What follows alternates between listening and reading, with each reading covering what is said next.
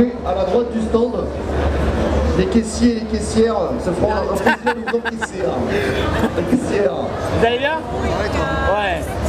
Là, actuellement, je suis en train de filmer. Déjà, de l'autre côté, on est à 2-0. Si vous voulez faire un petit coucou. Ça va assez vite, ça c'est cool. Je rappelle que...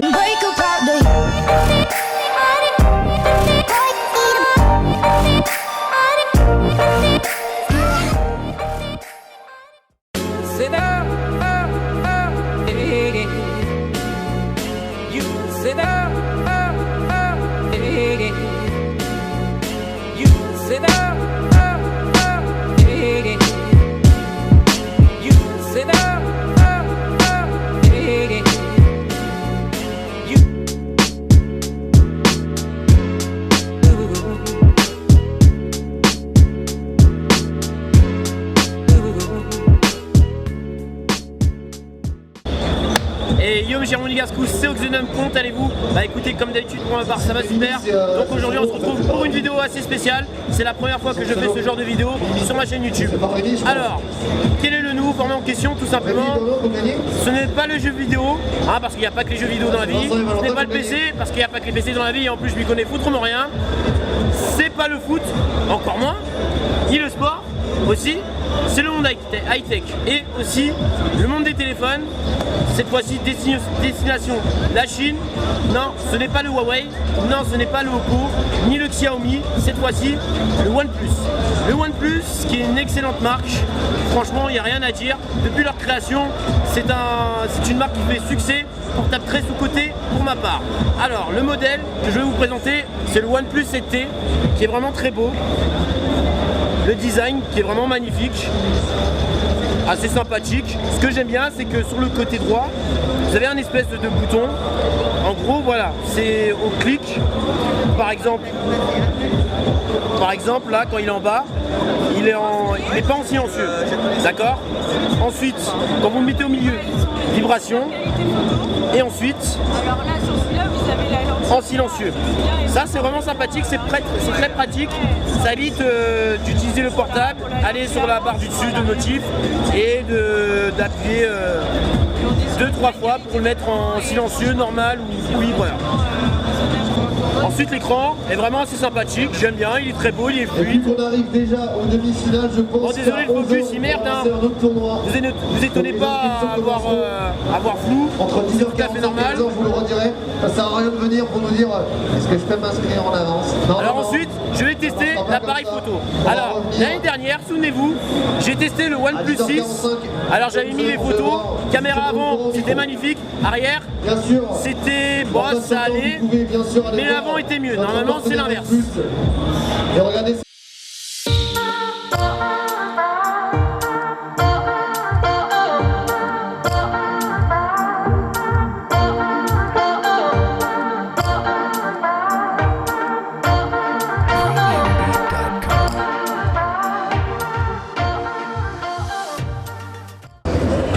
Alors j'ai testé les photos des OnePlus, du 7T tout simplement. On va commencer par la caméra avant. Alors caméra avant, en mode normal, franchement c'est juste excellent. C'est excellent, ils ont fait des progrès par rapport au 6. C'est juste magnifique. Imaginez à l'avenir, plus les années passeront, et là ils feront des photos excellente, ça sera juste, ah ouais non j'ai pas les mots, franchement je suis étonné. Ensuite en mode portrait, caméra avant, c'est juste sublime, c'est terrible. Ensuite on va parler de la caméra arrière en normal, c'est magnifique, mais par contre en mode portrait, alors là en portrait c'est juste, ah ouais non ils ont fait des progrès de malade. Alors pour la caméra arrière, là c'est largement meilleur que par rapport au 6, parce que le 6 c'était bien mais ouais c'était pas vraiment terrible. Du coup c'était la caméra avant qui remportait haut la main par rapport à la caméra arrière, et là cette année bah, là la logique est respectée dans le sens où c'est la caméra arrière qui est meilleure que la caméra avant. Donc voilà, là j'ai pas grand chose à dire. Là on va passer au test suivant, la performance. Alors on passe au test suivant, c'est la performance. Il y a un truc sympa qui est bien chez OnePlus, dès que vous lancez le jeu, voilà, Asphalt 9. Voilà, le mode jeu est activé. C'est vraiment sympathique. C'est juste la petite parenthèse pour vous montrer comme quoi il y a un mode qui se lance. Donc j'ai enfin lancé le jeu Asphalt 9. Et regardez comme il est beau. J'ai mis en performance, c'est la qualité max. En même temps, on peut se permettre. Vous savez pourquoi? Vous voulez sous secret? Bah, tout simplement, le OnePlus 7T possède un processeur Quad-Core Snapdragon 855 plus, on précise bien le plus, c'est très important, et le tout accompagné de 8 Go de RAM. À ce rythme-là, c'est plus un portable, mais plutôt un PC. Alors je vais passer au gameplay. Ah ouais, non mais regardez. Aïe, regardez.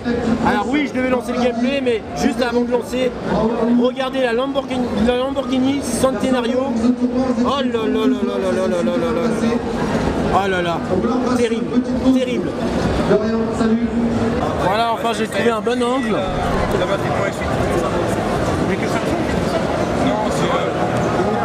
Regardez comme c'est beau graphiquement. Ah ouais, c'est où pour diriger?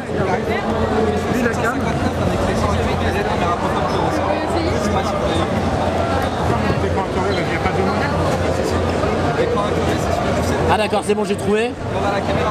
Regardez graphiquement comment c'est beau, et là l'immersion est là.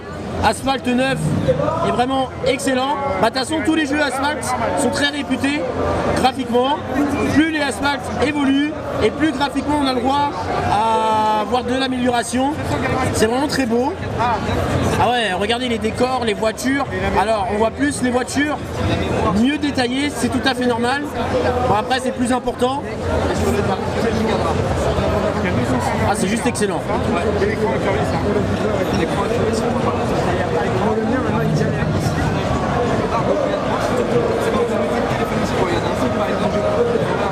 Bon, je vais vous donner mon avis sur les performances du OnePlus. Alors, grâce au processeur Quad-Core Snapdragon 855, je ne dis pas 855, hein, seul, c'est plutôt Quad-Core Snapdragon 855 plus, retenez bien, accompagné des 8 Go de RAM, qui pour moi est un PC, le bordel. Bah franchement, ça tourne très bien, c'est fluide, c'est beau, graphiquement, en performance, on peut se permettre, c'est juste monstrueux. Alors, comme vous avez pu le voir, j'ai oublié de préciser comme quoi il y avait une encoche. Bon, ça va, elle est petite, elle n'est pas dérangeante. Alors, comme elle est petite, on peut très bien voir le gameplay. C'est vraiment parfait par rapport au Huawei Mate 20 Pro, le portable que je possède. Alors c'est vrai, il y a une grosse encoche qui est toute dégueulasse, c'est horrible. Je sais pas pourquoi ils font les encoches, je vois pas l'utilité, c'est vraiment dommage. Mais bon, heureusement qu'elle est petite, c'est parfait, on peut regarder des vidéos, en plein écran sans gâchis, comme jouer. Voilà. Conclusion, alors si jamais Huawei part un petit peu en vrille en termes d'OS ou quoi que ce soit, par rapport à l'histoire d'Android et Huawei, voilà, comme quoi c'est plus en partenariat malheureusement ou en contrat, bah, le OnePlus, pour moi ça sera le portable, enfin le meilleur remplaçant du Huawei pour ma part. Alors ça sera peut-être, enfin ça sera eux, enfin ils ont le potentiel pour détrôner Apple, pour être deuxième en termes de vente, parce que là, pour moi, ils ont les moyens, ils ont du potentiel. OnePlus, c'est vraiment une machine de guerre pour le gaming. Et comme j'ai dit, le Snapdragon, le processeur le plus puissant, quoi. On va passer au OnePlus suivant, le 7T Pro, la version la plus boostée. Alors, il n'y a pas grand chose qui change.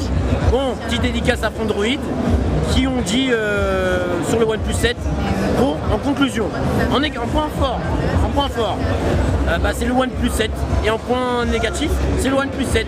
Wow, magnifique, quel point fort, quel point faible, quelle critique de malade, je les félicite. Non, plus sérieusement, alors, les gens de OnePlus m'ont confirmé comme quoi il n'y avait pas grand chose qui changeait. Alors, il y a des choses qui changent en termes de design, c'est ça. Voilà, il n'y a rien qui dérange. Mais par contre, vous voyez ce petit truc rond qui dérange là? C'est l'encoche. Sur la version la moins avancée, il y a l'encoche. Le petit truc dérangeant, bon ça va, il n'est pas hyper dérangeant par rapport au Huawei. Et là, il n'y a pas d'encoche à la version avancée. C'est plutôt cool, c'est vraiment exceptionnel. Et là, ils ont enfin compris. Alors, autre design. À la version moins avancée, le capteur qui est rond. Avec, là, on retrouve... Enfin, pas le capteur, pardon, excusez-moi. Le rond. Et là, on retrouve au milieu les 3 capteurs. C'est vraiment beau. C'est très original, je trouve que c'est plus original en termes de design au niveau capteur photo. Alors il contient 3 capteurs, le capteur principal de 48 mégapixels, un ultra grand angle de 16 mégapixels et un téléobjectif x2 12 mégapixels. Côté OnePlus 7, c'est original, mais le 7T est plus beau. Alors, triple capteur pareil, capteur principal 48 mégapixels, ça ne bouge pas, en ultra grand angle 16 mégapixels, en téléobjectif non pas x2 mais x3, 8 mégapixels. Ça a l'air d'être vraiment exceptionnel. Et là, regardez, il y a quelque chose qui peut être sympa. Bon, excusez-moi, j'ai dû me décaler parce que le portable plante. Vous êtes prêts? 3, 2, 1.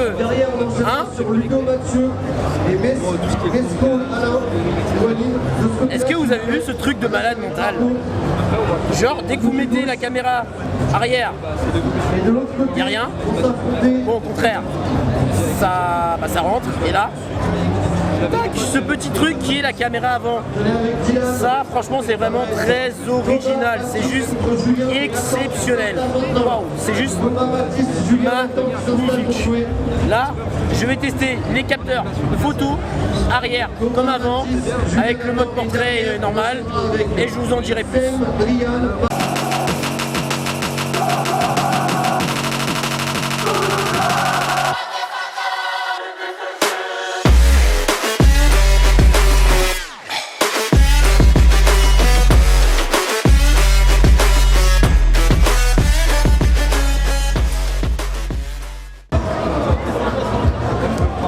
C'est l'heure du verdict, roulement de tambour. Alors, quels sont mes ressentis sur les photos? On va commencer par les caméras arrière.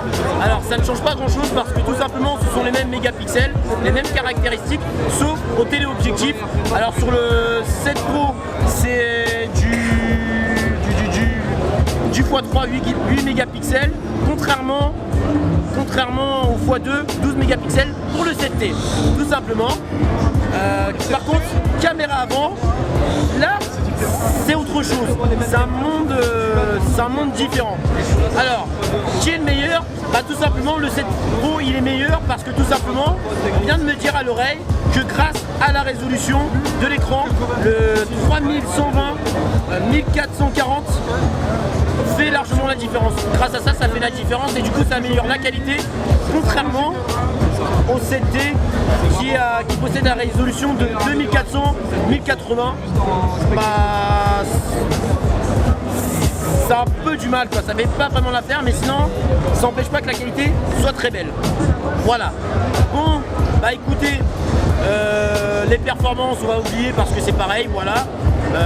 C'est juste du Qualcomm Snapdragon 855 Plus avec 8 Go de RAM. Donc voilà, pas la peine de se prendre la tête. La vidéo, bon, je vais laisser un petit peu tomber parce que je continuerai à filmer avec mon Huawei, les débriefs, sauf si les prochains One sont meilleurs en termes de vidéo. Et puis voilà, le téléobjectif, je vais laisser tomber, tout simplement. Bon, histoire que ça soit pas trop long. Alors, conclusion, comme pour Android, j'ai envie de vous dire qu'en point fort, c'est le One 7 Plus et en point négatif, c'est le One 7 Plus. Non, plus sérieusement, conclusion, les deux, c'est pareil. Alors, si vous voulez pas vous prendre la tête, ça tombe bien, le 7T, il est moins cher. Si vous êtes plus gourmand que moi en termes de meilleure qualité, plus pour le selfie, caméra avant, prenez le 7T Pro alors.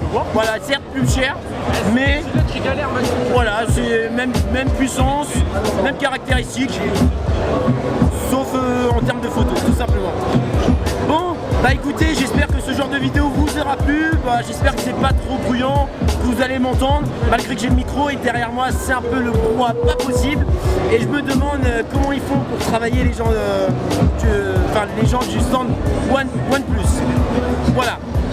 Bah écoutez, j'ai tout dit, c'était Oxenum, le supporter de l'AS Monaco depuis 2003, je passionné de jeux vidéo depuis petit.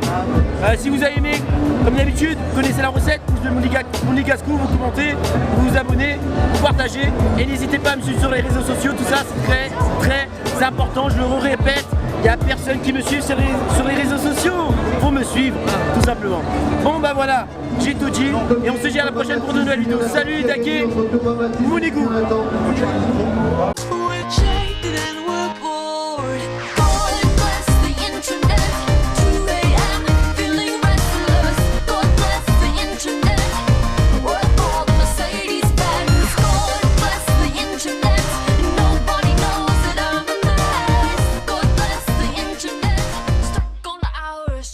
Na na na